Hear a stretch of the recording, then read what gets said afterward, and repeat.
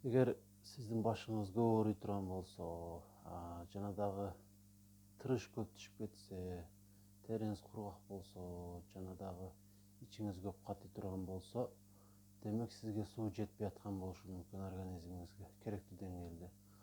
Ошондуктан муну оңдошубуз керек. Аны үчүн организм күндүк муктаждыгына жете турган же андан бир аз ашыкча болсо деле сууну ичүү керек.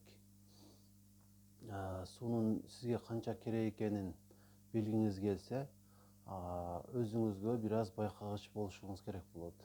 Эгер эртең менен ойгонгондон баштап жатканыңызга чейин